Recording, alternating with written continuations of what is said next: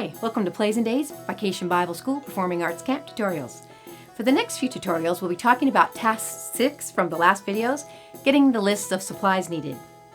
For our VBS PAC, we had a small team of adult volunteers overseeing several facets of the PAC. I asked each of them to come up with a list of the kinds of supplies they would need for the various departments, if you will. Some amounts of supplies needed wouldn't be able to be determined until we had a final number of registrants, but some things would be the same no matter what, so we started with those. Included after each department is the basic list that our volunteers in charge of that department came up with.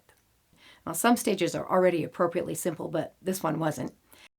Considering the size of the stage, we knew we would need so many feet of background curtain,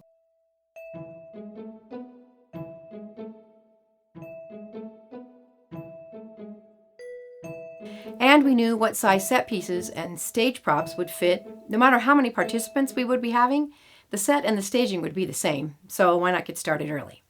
In our case, we had two men who would be creating most of the set we hoped for. The costumer/craft person and I had a fun brainstorming session with these two talented guys. And naturally, they thought of solutions we didn't. They came up with a very good plan. So our builder craftsman planned to construct some simple PVC pipe frames. Well, you can see how those worked in our Plays and Days video, Playing with PVC. And one square-cornered wooden archway that would collapse into a marketplace table and later be used as Paul's writing desk. That archway is actually behind me right here. He created his list of supplies.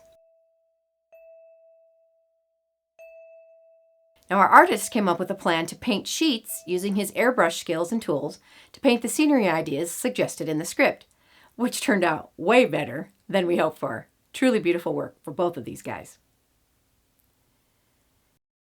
He made his possible list of materials needed, the funds for which came out of our set design part of the budget. Now for the props. The stage props were another thing that would be basically the same no matter how many participants we had. So our prop person and I, as the director, went through the script with detail and figured out what things we needed to either be used as the props listed in the script or what we needed to make the desired props. Whatever we had on hand, I committed to gathering up, and she made a shopping list for the rest of the stuff. The prop list for What a Fine Mess Ness is listed right after the title page and character description, and that's true of every play that we have at Plays and Days. You'll always find the prop list listed after the character descriptions. Now, here was her list for the prop materials she needed to purchase. And lastly for this video, the costumes.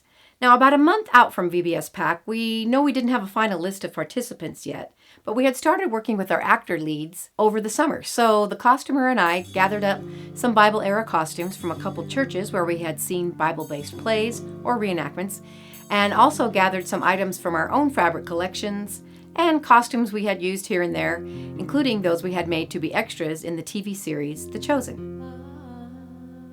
From these items, we chose what several of our adult or teen leads would or could wear for costumes. We tagged them with the character names and set them aside for these lead characters. You can check out these links for ideas on making authentic-looking first-century Bible costumes and hats.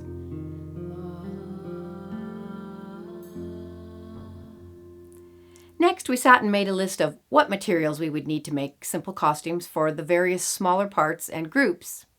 For What a Fine Mess Ness, that would be the church folk, the gotcha gang, the sassy sheep, the troubling trees, the household servants, and the mop crew. Although we didn't have the exact number of participants yet, we figured out what we would use and where we would find those materials. We estimated about what they would cost for the maximum amount of participants in each group. So you see this list includes plain oversized t-shirts, which can double as tunics on small children, wide plain colored cloth that could easily be made into tunics for the servants, and other fabrics good for headbands and belts, fluffy material for the sheep, camouflage for the trees. We kept this list handy, waiting for registration to close. That's it for today. Next time we'll talk about our camp t-shirts and snacks for the VBS PAC week. See you next time on Plays and Days Vacation Bible School Performing Arts Camp Tutorials.